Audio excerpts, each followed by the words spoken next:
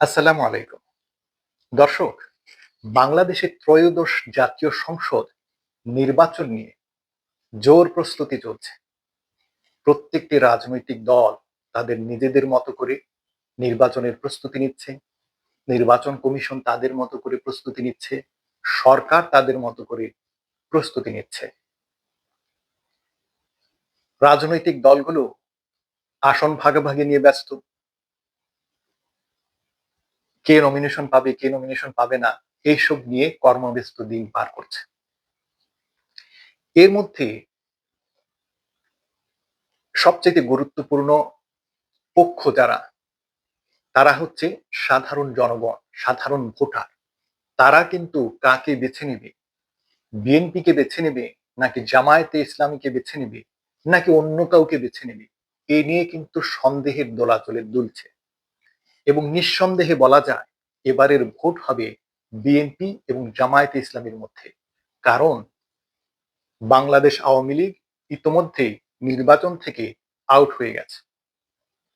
সাধারণ মানুষ কাকে ভোট দেবেন না দেবেন এই বিষয়ে একটি টক শো আমার চোখে পড়ল।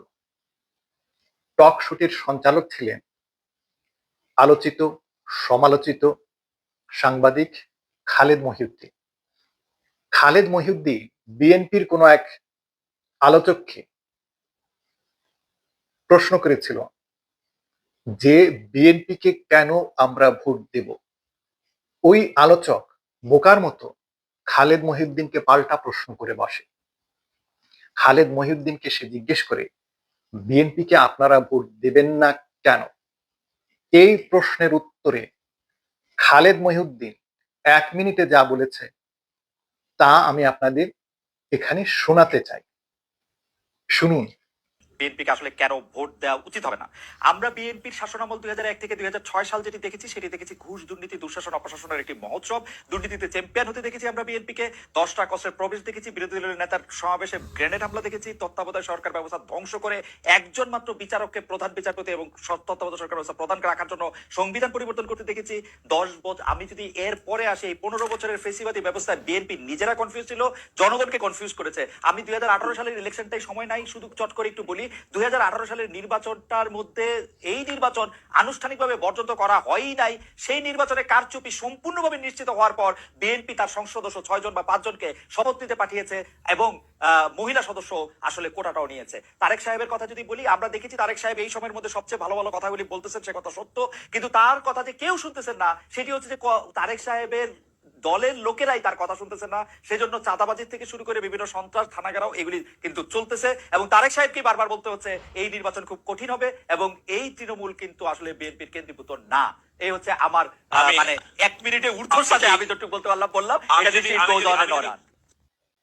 আমি এই আলোচককে বোকার মতো বলছি এ কারণে, কারণ সে টক শোতে আসছে খালেদ মহিউদ্দিনের সাথে। খালেদ মহিউদ্দিন কাদের সাথে টক শো করে, কোন মাপের আলোচকদের নিয়ে সে অনুষ্ঠান করে, এটা ওনার জানা উচিত ছিল এবং ওনার ভেবে নেওয়া উচিত ছিল যে খালেদ মহিউদ্দিনের মতো সঞ্চালক যথেষ্ট প্রস্তুতি নিয়ে এসেছে। এবং সবচেয়ে মজার বিষয় হচ্ছে এই যে বিএনপি বাংলাদেশ জামায়াতে ইসলামীকে ঘায়েল করার জন্য অস্ত্র হাতে তুলে নিয়েছে, সেটা হচ্ছে আওয়ামী লীগের ব্যবহার করা অস্ত্র। অনেকটা এভাবে বলা যায় যে আওয়ামী লীগ আখের রস খেয়ে যে ছোবড়া ফেলেছে, সেই ছোবড়া নিয়ে বিএনপি এখন চুষতে শুরু করেছে। পরিষ্কার করে বললে জামায়াতের বিরুদ্ধে তারা অতি পুরাতন ভোতা একটি অস্ত্র হাতে তুলে নিয়েছে। সেটি হলো ৭১-এর মুক্তিযুদ্ধ, ৭১-এর জামায়াতে ইসলামের ভূমিকা, রাজাকার, আলবদর এই প্রসঙ্গ।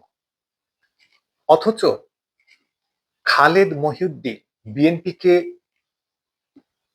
ভোট না দেওয়ার যে যুক্তিগুলো তুলে ধরেছে ১ মিনিটের মধ্যে গড়গড় করে বলে দিয়েছে। এই যুক্তিগুলোকে খণ্ডন করার মতো যথেষ্ট রসদ কি বিএনপির রয়েছে? সেই প্রস্তুতি কি তাদের আছে? মোটেও নাই।